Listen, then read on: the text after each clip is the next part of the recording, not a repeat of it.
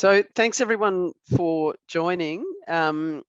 Look, I appreciate that it's a really busy time of year, and I appreciate that people are certainly, trying to manage all of the complex things that are going on for them at the moment. I am in Melbourne. So I have a sense of what lockdown's been like, and I have less of a sense of what it's been like for South Australian school leaders. So again, I'm really happy to hear and be guided by you. Today's session is absolutely around exploring some of the concepts when schools have been impacted. Now, whether this is a car crash or a suicide or anything, a pandemic, it's really helpful to understand that there are things that we need to do to help our teams recalibrate, rebalance, and reorient into the future. So there's some of the concepts that I'll be talking to. And again, I don't know if the platform's going to allow us to have a bit of a two-way feed on this. Can I just get from one of the organisers whether you can see my screen, my slides or not yet? Yes, we can. Beautiful, thank you. So I've chosen these 4 words: reflect, rebalance, recalibrate, and reorient, because this is not by no means a linear process, but it's certainly a necessary process that schools need to go through when they've felt the rippling effect of something that's impacted them. Can I start by acknowledging traditional owners of the land on which I'm on, and I am on the lands of the Wurundjeri people of the Kulin Nation, and can I say in language Womanjeka, which means welcome, and come into this space with purpose. And I think it's always important that we come into these learning spaces. I'm going to give you lots of practical skills today, and I think often we go to conferences and listen to speakers and you think, that's great, they're really nebulous messages, but what does that mean for my team or my staff? So I'll be giving you lots of practical insights. I also want to just call out that I know everyone across Australia, school leaders, school teams have been managing a lot. Now, whether it's the toing and froing of lockdown for your schools, or whether it's been bushfires, or whether it's just been, a very complex year for a variety of other reasons, there's lots of psychological safety that needs to be considered and managed, and just the sensitivity around school leadership. And if you need, there's always follow-up around EAPs and connection points for school leaders. It's important from a headspace perspective, and I think Robin, one of our team, is joining us today, is that I call out the mental health and wellbeing of the whole school and the approach. So these 4 things, if you do these 4 things really well in 2022, then you're going to set a really good foundation for what's going on for your staff, for yourself, for your parents, carers, but particularly for your students. So the first is improve mental health literacy, and I'll talk more about that and what that looks like. The second is improving help-seeking behaviours. And what I mean by that is it's fantastic that we have these great mental health systems in Australia, but if we don't give people the micro skills of leaning in, they don't know how to help seek. And I think it's a misnomer that we assume that all humans just are born with the ability to seek help or show vulnerability and go, I'm actually not feeling okay. So it's important that we do that. The third is around improving awareness and access to services within your school, and pathways of what to do if I'm worried about a child in my class or a family member or whatever. And then what do I do outside of our school? And then prevention and response to risk. We do work with your Department of Education, diocese and independent associations all over the country, but also in South Australia, and really appreciate those partnerships. The other thing I want to double down on is the importance of staff wellbeing. And, I know you know this, in that it's a really pivotal lever. However, what I want to say going into next year, because it's been a really complex year, is that I think what we do is we tend to leap straight to investing time and energy and thinking into student wellbeing. Actually, I want to reinforce that staff wellbeing is your first starting point. That is your key lever to pull now. And then that creates momentum into the cog of the student wellbeing, and then parent and community wellbeing. So think about this as a powerful lever, as opposed to just jumping straight to student wellbeing. So let me talk about these 4 words and from a response and recovery perspective. Like I said, from whatever adversity, now you might think, well, we haven't been that impacted this year. So school communities inherently will experience stress or distress for whatever reason, because you're a part of a community, that happens. So these are maybe things that you're not applying right now, but maybe you'll apply them in a year or 2 years' time. And there's skills and techniques that we've learned over the years of doing response and recovery work, and they're applied to school leaders and how to lead teams through adverse times. So at the very sort of surface of the iceberg, you're probably hearing me talk about staff wellbeing and, how to respond and recover and lean into 2022 and all those sorts of things. At a deeper level, I'm talking about stress responses, and I'm talking about trauma and neuroscience. I'm talking about using reflective practice to help people process emotions and experience. I'm talking about compassion fatigue, vicarious trauma, grief and loss. All of these things are very relevant to teams in Australia. And I think any workplace in Australia right now needs to be considering these components. The level of fatigue across schools at the moment is really palpable. And I think we need to pay attention to how we support and guide teams into the next chapter. You all know that if there's a trauma on a human or a community, it's really impactful. And you also understand that grief and loss can be really impactful, and we need to take time, work our way through it, process it, do those sorts of things. I think the third concept, which is not as well understood, is prolonged disruption. And what's happened because of COVID is prolonged disruption. And that is as impactful on families and communities and schools as if you experience trauma and grief and loss. So I want to talk about this destabilization of disruption. There's probably not a week that goes past that I don't talk about Maslow's hierarchy of needs. And it's really important that we understand that these are in a hierarchy. So if you don't have safety or stable sort of things happening in your life, you can't access anything above it. So for many people in Australia, they've devolved down to that orange line, which is the safety, because they don't have that in space. And I've been talking recently to a lot of people about what it's like to be coming out of prolonged lockdown and prolonged disruption, and people are really tentative. Well, it's no surprises. We've been telling ourselves in our internal systems, the outside world is unsafe, and that's playing out in stress reactions that we're having. So it's important that we think about this hierarchy and restabilizing that safety rung so you can access everything above it, whether you're a child, young person, or a leader.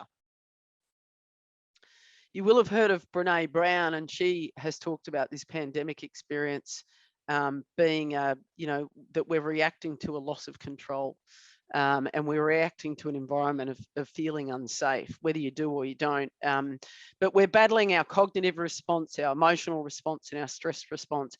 And if you look at it from a negative perspective, there's a lot of blame, there's a lot of anger, there's a lot of value sort of stuff going on at the moment about who's getting vaccinated, who's not.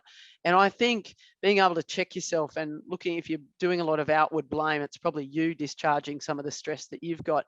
But also, this is a great opportunity for us to try different things. And I know schools in Victoria and New South Wales, there's actually good things that have come out of, suddenly being plunged into using technology or changing the way we allow parents on site, or that there's things that we've learned that you're actually, this was helpful. And we're going to take this forward because it's been a good learning in this space.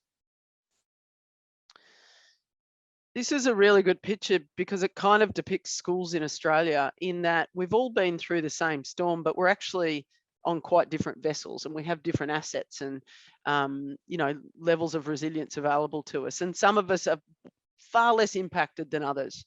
And again, I don't have a great sense of what schools in South Australia have experienced, but we know that all schools have been impacted in some way or another. All humans have been impacted, and it's being able to manage and lead in a differentiated way through that. VUCA is probably a term you may or may not have heard, but it stands for volatile, uncertain, complex and ambiguous environments. And it's a good way to describe schools sometimes. They are VUCA environments. You can show up Monday to Friday, and I can say that as an ex-principal, you're not quite sure what you're going to get. So VUCA environment would describe also what's been going on in the last 12 months to 2 years across Australian schools. And I think the quote down the bottom there that says leadership is good when things are good. What do you like at it when the chips are down? And this is a military term because they were trying to teach leaders we could drop you anywhere in really adverse environments, really complex spaces with challenging things happening. How do we get you to think with the front of your brain as opposed to just have an emotional response and not be able to lead? How do we teach you how to lead through any environment, any complex event? And so VUCA leadership is a very important skill to be considered. I've been talking a lot with principals all over the country and talking about the fact that we need to help our teams process this experience, and we need to allow them opportunities to reflect on what's happened to them and for them and with them. We need to allow them opportunities and space to rebalance and re-anchor. We need to allow them ability to recalibrate. So look at processes and gaps and strengths and what have we learned and what's been revealed in terms of what's a bit of a crack and a gap in our school, what have been the biggest and best assets of our school. And the last one is reorienting to a new vision into 2022. If you come into leadership, you think I'm just going to jump straight to the green box and you miss all the other three, you will start to see cracks and fractures develop in the next 6 months because you haven't allowed schools and teams to actually catch up. There has been an impactful experience on every single Australian, and we have to allow people to process it. If we don't acknowledge the impact, we can't process the impact, and it's really important that we do these layers. So let me talk about you and your stress reactions, whether it's because of a pandemic or whatever's going on in your world and what you're leading through. Let's talk about human behavior and leadership and stress reactions. So when things happen to us, it doesn't matter whether you're a leader or just an average Joe walking down the street, we do one of two things. We process it or we park it. Now, processing it means we do something with it. We have the experience, we're able to sit with it. Eventually we deconstruct it. We create a narrative about what happened to us. We put some thinking behind it and we do something and we process it. And that means sometimes offsetting it and getting it out of your system and moving forward and growing in a positive way. The other option is we park it. And for some of us, our car park looks like that because we don't process everything that happens to us. And in fact, there's things that happen to you as a child or experiences you had as a child, a teenager, a young person, and actually it's still sitting there in your system unprocessed. Or it's still sitting there in your psyche or your memories unprocessed. So it's important that we teach people how to process experience and grow beyond that experience. The other thing I'd say about processing is you can't process something while you're still in it. And what I mean by that is you can't walk up to somebody who's watching their house burn down in the street and get them to reflect on how they feel about it, because actually they don't feel anything. It's still happening to them. They haven't absorbed all of the feelings and the thoughts and the experience yet. They haven't put it anywhere in their brain or their heart or their chest in order to draw it out. So they're still experiencing the thing.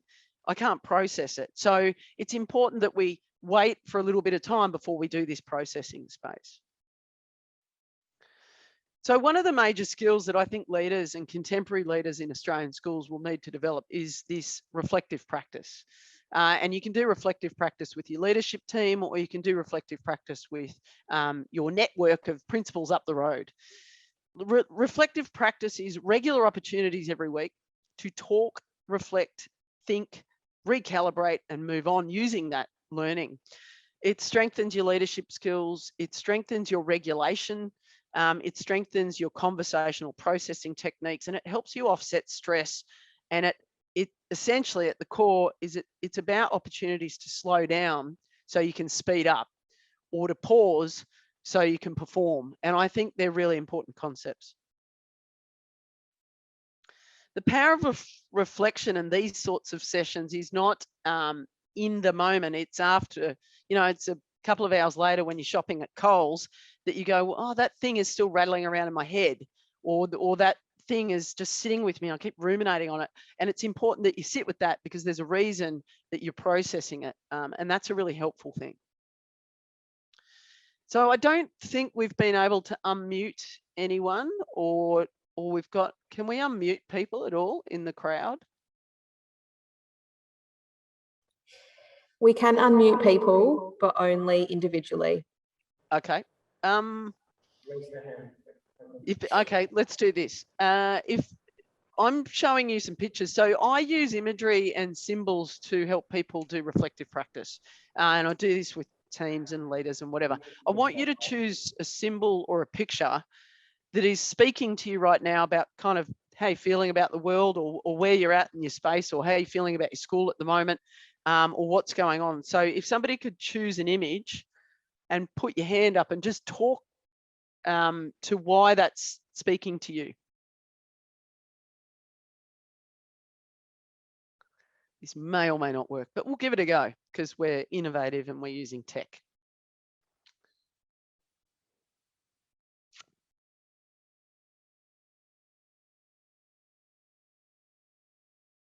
I can't see anything but the 4 squares on my gallery, so I don't know if anyone's got their hand up or not.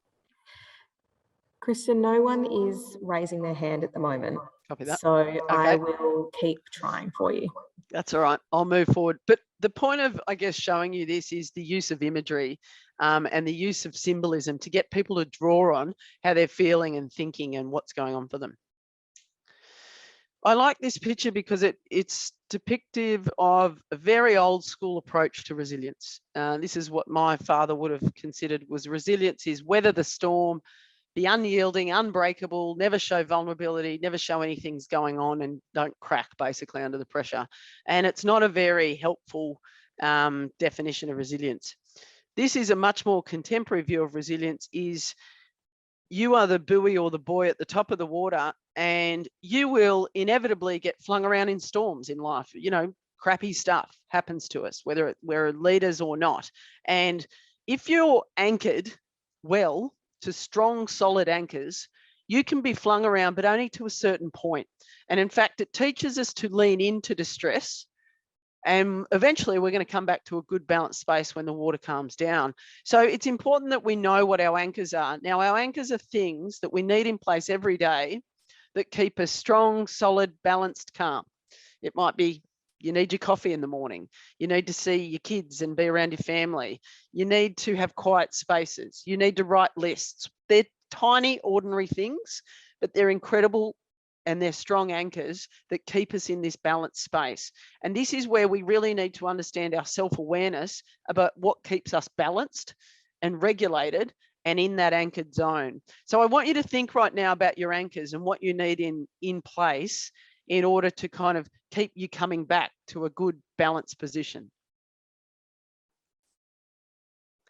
I also use this image a lot, which is the battery image about, you know, whether people are feeling fully charged and green, or they're partially green, or they're getting towards the red. You know, there's a lot of educators and leaders at the moment that say, look, I'm partially green, but you know what, I'm very easily getting towards the red as well. And I think having some self-awareness about where you are on that battery continuum and what it takes to get you back in the green, and what do I see in myself when I'm starting to get in the red zone? Now, this self-awareness about your responses and stress responses is really important, but also teaching your team on how to be more aware of this stuff is also important. Things you might notice when your battery's getting red, and you know, if you're probably going through this list going, I've got that one, I've got that one, I've got that one, it's probably time to do some things around swinging you back into the green. So changes in the way you're thinking, ruminating, you're easily irritated, changes in sleep patterns, all of those sorts of things. I think people understand this list, but what we need to do is know that my trigger signs are X, Y, Z. And when I'm showing them, I need to do A, B, C to get me back in the green. And this is around self-awareness and stress responses. So stress responses and things can impact us, and what they do is they throw us off our typical functional baseline, and they can happen psychologically, emotionally, behaviorally, or physically. Sleep is massive. If you have disrupted sleep, it really destabilizes your mood. Now, stress and distress and stress responses destabilize our sleep because of the cortisol impact and the connection to melatonin, which is your sleep hormone. So cortisol is your stress hormone, and the higher and more elevated it is, the more it affects your melatonin, which is your sleep. And I think many people are having dysregulated sleep at the moment, and it's really impacting mood and function. So number one is get some good sleep and try to do things around that. The other very basic sort of descriptor of brain and stress responses for leaders is around understanding when you're not using the front of your brain, but you've gone to the back of the brain. Now, the front of your brain is the last to develop. So when we're born in utero, you develop your brain stem, then you've developed this beautiful thing in the middle called the limbic system, and then the front of the brain is developed last. The front of the brain is where all the good thinking happens. You develop in your teens, in your 20s, and it really starts to formulate. Your executive thinking happens up here. When we're stressed, we revert backwards in the brain. If we're really stressed and super under fear, we revert to the very primitive base part of the brain. But most of us right now are kind of dipping in and dipping out of the limbic system. And what I mean by that is at the heart of the limbic system is the amygdala. Now that senses fear. It's the fight or flight thing, but it also helps us regulate our emotions. Now, if you watch enough of the news and enough press conferences and enough on social media, just absorbing all of that information about what's going on for Australia is enough to cause a stress response in you. And what happens is your amygdala picks up on that reading, and it starts to throw out stress responses, even if it's subconscious. So you might be moving through the world in Adelaide thinking, well, COVID hasn't really impacted us and not that stress. I'm certainly not having to lead a Victorian school or whatever it is. But unbeknownst to you, you are receiving stress signs from the outside world, and it's being processed in your amygdala, and it's starting to throw out little peak symbols and little peak triggers because it can't not. It picks up on symbols and it picks up on information that you're subconscious to. So it's important to know that you may or may not understand you're showing stress responses, but you probably are. The other thing I'd talk about is this beautiful thing called the vagus nerve, which runs down the back, and it helps us regulate our temperature, our breathing, all of these great things.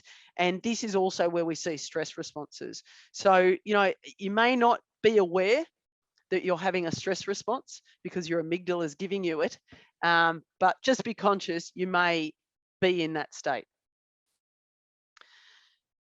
One of the things that is really important for school leaders to understand is how to talk and communicate with people in these complex spaces and stressful times and blah, blah, blah. And one of the conversational frameworks that we've developed is called nip it in the bud, or notice, inquire, provide, NIP part. And that is the ability to check in with someone. So I've noticed you're a bit wobbly.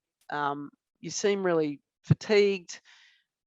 I'm wondering what things are like for you at the moment. And then that person kind of tells you, and then you provide, okay, well, let's get you some support, or let's do this. So understanding that you can have a check-in chat, but make it deeper and more meaningful than, hey, how you going in the hallway?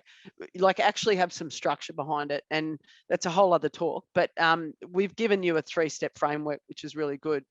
There are multiple types of conversations with your staff that you'll probably have in 2022. Some will be around that baseline check-in. Hi, how you going? How's the kids? Blah, blah, blah. That's a basic check-in.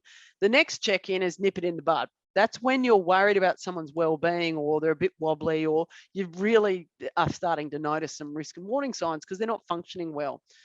The last conversation is where they're not performing, and that's what I call an SBI chat, or situation behavior impact. Again, it's a longer talk, but there's some conversational techniques about communicating. The thing I would say around this sort of stress response is stress accumulates. So if we're not offsetting it and we're not doing things to process it, it just keeps going. And you've probably read the beautiful book by Pamela Allen, Who Sank the Boat? And it's about all these animals that get in the boat. And the big donkey gets in the boat and it doesn't sink, and the big cow gets in the boat and it doesn't sink, and the sheep, and et cetera, et cetera. And all of these things are in the boat. And the thing that makes it sink is the tiny little mouse that comes along. And I think that's relevant because what happens inherently is school leaders hold all of this stress and hold other people's stress and distress. And if we're not offsetting it, if we're not pouring it out and getting it off us and shaking it off, we're holding all of that, and that accumulates. And I talk often with school leaders and schools around the pay now or pay later principle. Pay attention now to what's going on for you and your team, or you'll pay attention later. It will surface and it will manifest in various ways in the next 3 to 6 months. So there's some tips around looking after you during complex times and leaders, and just thinking about how to stay in that balanced, anchored space. So some practical strategies for school leaders right now to go through those 4 stages. Remember, I talked about reflect, rebalance, recalibrate, and reorient. Here's some practical strategies you might think about in term 4 and term 1 to help your team process and punctuate 2021 experience. The first is start listening as a leader. Sometimes I think this is a really underrated skill. The more we listen to what's going on inside of us, and also the more we listen to what other people are saying, we will pick up on more cues about where people are at. And it's really important that we continually do a pulse check and a temperature check on our team and our staff about how they're functioning and what's going on. So stop and listen. The second skill or practical thing is around visible leadership. You know, film yourself sending a message to your school community and send it out. Write little punchy things about how you care about the community and what you're doing to, support us through this experience. But physically be visible on screen, be visible at events, because visible leaders make other people feel safe and contained. If I know I've got a visible leader and someone who's actually leading us, it allows me to restabilize that safety mechanism that I was talking about through Maslow's hierarchy of needs. And I go, oh, we're being looked after. Somebody's leading us. And it's a really important thing to restabilize people. The next thing around safety and understanding is giving people predictable routines. So re-establish routine, re-establish culture, and highly communicate what's going on. This is our term 4 priority. This is what we're doing. This is what we're working towards. This is how we're going to do it. And high repetition and communication of simple messages re-stabilizes that safety to the core.